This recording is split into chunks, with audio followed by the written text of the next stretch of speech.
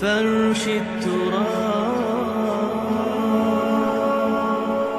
يضمني وهو غطاء. اب میں ایک موضوع لے رہا ہوں. یہ جو قربانی کا مسئلہ ہے، اس کے بارے میں ایک زمانے میں تو بہت منکرین حدیث کی طرف سے اس کے خلاف بڑی جو ہے ایک مہم چلی تھی کہ ختم کیا جائے اس کو. یہ خام خواہ جو ہے خرچ ہوتا ہے بہت بڑا اور ضائع ہوتا ہے گوشت. اتنے بڑے پیمانے پر گوشت ہوتا ہے، کھایا نہیں جاتا. اچھا، ایک زمانے میں فریج بھی نہیں تھے، یہ بھی نہیں کہ آپ محفوظ کر دیں، گوشت ضائع بھی ہو سکتا تھا. اور بھی چیزیں جو ہے وہ گوشت کی وہ صحیح طور سے استعمال نہیں ہوتی تھی. تو اس کے اوپر بڑا پروپیگنڈا منکرین حدیث کا رہا کہ یہ جو ہے قربانی صرف حج کے موقع پر ہے. میں اس کی نفی کے لیے آج آپ کو بتا رہا ہوں کہ سورہ حج کے اندر جو دو رکوع ہیں، ایک چوتھا ایک پانچواں، چوتھے رکوع میں بھی قربانی کا ذکر ہے، پانچویں میں بھی قربانی کا ذکر ہے. یہ ایک دم جو ہے ایک جگہ پر جو دو طرح کی قربانیوں کا ذکر ہو رہا ہے، یہ کیوں ہو رہا ہے؟ چوتھے رکوع میں وہ مناسک حج کے ساتھ اس کا ذکر ہے. وہاں جو فرمایا گیا لِيَشْهَدُوا مَنَافِعَ لَهُمْ وَيَذْكُرُوا اسْمَ اللَّهِ عَلَىٰ مَا رَزَقَهُم مِّن بَهِيمَةِ الْأَنْعَامِ فِي أَيَّامٍ مَّعْلُومَاتٍ عَلَىٰ مَا رَزَقَهُم مِّن بَهِيمَةِ الْأَنْعَامِ فَكُلُوا مِنْهَا وَأَطْعِمُوا الْبَائِسَ الْفَقِيرَ. وہاں پہ قربانیاں دو، پھر اللہ کا نام لو ان جانوروں پر جو اللہ نے تمہیں عطا کیے ہیں، ان جو معین دنوں کے اندر دو، فی ایام معلومات، اور پھر اس میں سے خود بھی کھاؤ. اور جو ہے جو جیسے صدقہ کا گوشت ہوتا ہے وہ نہیں ہے، وہ قربانی کا گوشت ہے، اس میں سے آپ خود بھی کھائیں اور غرباء کو کھلائیں، غریبوں کو دیں، مساکین کو دیں. تو یہ پورا حکم آ چکا ہے چوتھے رکوع کے اندر. پانچواں رکوع پورا کا پورا جو ہے وہ عید الاضحیٰ پر ہے میرے نزدیک. یہی حکمت صوم کے بارے میں ہے کہ وہاں جب ایک حکم تکرار کر کے آیا کہ پہلے فرما دیا گیا فَمَنْ كَانَ مِنْكُمْ مَرِيضًا أَوْ عَلَىٰ سَفَرٍ فَعِدَّةٌ مِّنْ أَيَّامٍ أُخَرَ، اگر بیمار ہو کوئی اور یہ یا کہ سفر پر ہو تو وہ تعداد دوسرے دنوں میں پوری کرے. پھر کیا وجہ دوبارہ آ رہا ہے؟ شہر رمضان الذی انزل فیہ القرآن ھدی للناس وبینات من الھدی والفرقان فمن شہد منکم الشہر فلیصمہ ومن کان مریضا او علی سفر فعدۃ من ایام اخر. کیوں؟ یہ تو ادبی اعتبار سے یہ کلام کا عیب شمار ہوتا ہے، تکرار بلا کسی سبب کے. نہیں، سبب کے بغیر نہیں ہے. وہاں کیا تھا؟ وہاں ان دو رعایتوں کے ساتھ تیسری بھی شامل تھی کہ اگر صحیح ہو اور مقیم ہو پھر بھی روزہ نہ رکھو تو ایک مسکین کو کھانا کھلا دو. یہ رعایت ختم ہوئی ہے رمضان کے روزے کے ساتھ. اب رکھنا پڑے گا روزہ، اور اگر بیمار ہو یا سفر پر ہو تو ٹھیک ہے، دوسرے دنوں میں پورا کرو، پورا کرنا لازم ہے اس کا.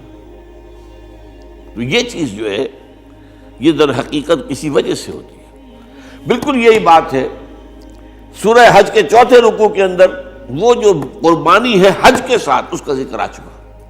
اب سنیے یہ جو آ رہا ہے، فرمایا وَلِكُلِّ أُمَّةٍ جَعَلْنَا مَنْسَكًا، ہر امت پر ہم نے ایک جو ہے قربانی کا معاملہ نازل وہ جو ہے فرض کیا ہے.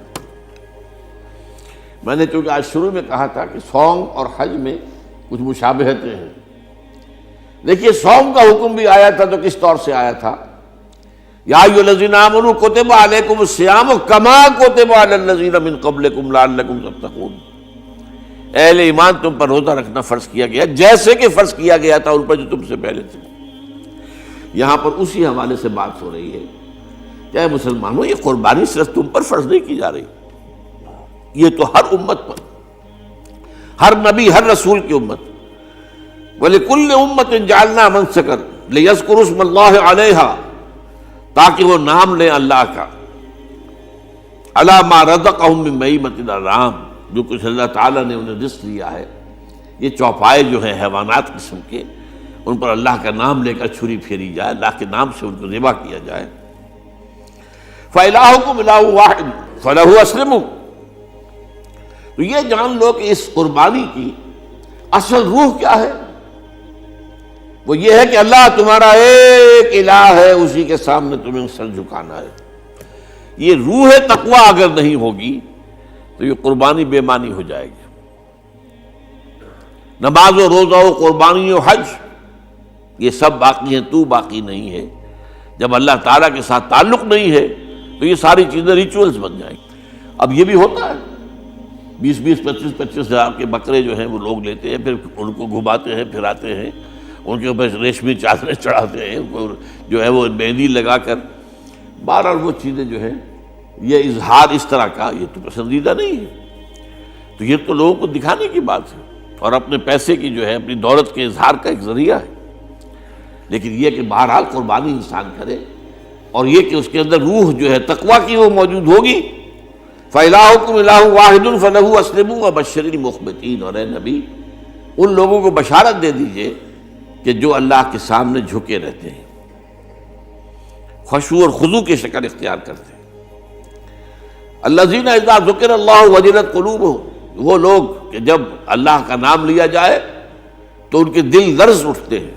وَالصَّابِرِينَ عَلَىٰ مَا أَصَابَهُمْ، اور صبر کرنے والے جبکہ اس چیزوں پر کہ جو اللہ کی طرف سے ان پر آ گئی، وہ مصیبتیں، کوئی تکالیف۔ والمقیم الصلاۃ، اور نماز کو قائم کرنے والے۔ ومما رزقناہم ينفقون، اور جو کچھ ہم نے انہیں دیا ہے اس میں سے خرچ کرنے والے۔